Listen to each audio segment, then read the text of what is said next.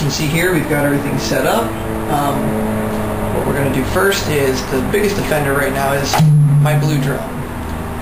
When you hit it in succession, as you'll notice here in a minute, it draws quite a few notes depending on roughly where you hit the drum. We get some pretty regular beats, but then you'll notice it drops a couple here and there.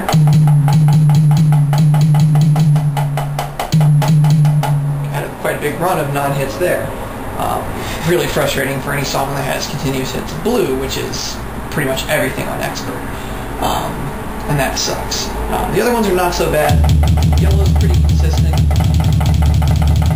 The green and the red are really good. But still, every so often you'll hit a crash to activate your boost or whatever, or you'll do a song with the red, something like Orange Crush or Outside, and it's just completely useless. Your combo goes to shit and you get nothing. These are unmodded at the current, and we're going to try it with some other mods here in a few minutes. Okay, first things first is getting these things modded, which is pretty simple to do, especially because this is an EL set, as I said before. The drum head here, which you can see I've got the gum rubber pads on here for help dampening the sound and everything, pulls right off. It's not hard to do at all. It just basically snaps off like this. Just grab around the edges, pull her off, and you're ready to go.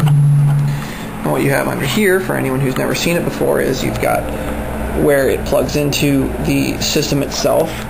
The cable lead runs over to this little hunk of junk right here, which underneath here is the piece that actually activates your drum. And we're going to do what we call the penny mod and take care of that right now. Okay, the first step in doing this is taking out the screws on the side.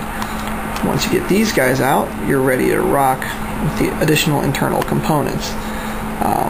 I know some people have questions about how to do this. There are videos around. I'm not going to pretend like I'm the first guy to do this, but this will help if you run across it. Now you see here what we've got is the cap, there's a spring underneath, and this little guy right here is a rubber depressor which holds everything into place. Looking here now, you see this piece of like bandage tape. It just peels right off, and then underneath you've got a foam disc which appears to work as some kind of dampening unit and to help keep it tight as well as helping with the vibration. But we're just going to peel that out, move it out of the way. Now this little guy that you see right here, this is the beast that is responsible for everyone's woes and burdens. This is a piezo electronic transducer. The idea is that it's meant to take the physical shock, transmit it, boom, boom, boom, to electrical energy. And it does that job pretty well outside of the drum. However, once locked in all this other crap and everything like that, it loses its sensitivity. Mostly because they're soldered poorly, they're manufactured crappy, they're cheap. They're really cheap and they're terrible. Frankly, I'd rather the drums cost $50 more and you just be able to have them work. I don't know why EA insists on having these cheap drums. So this little guy right here does the trick. So what we're going to do is the penny mod.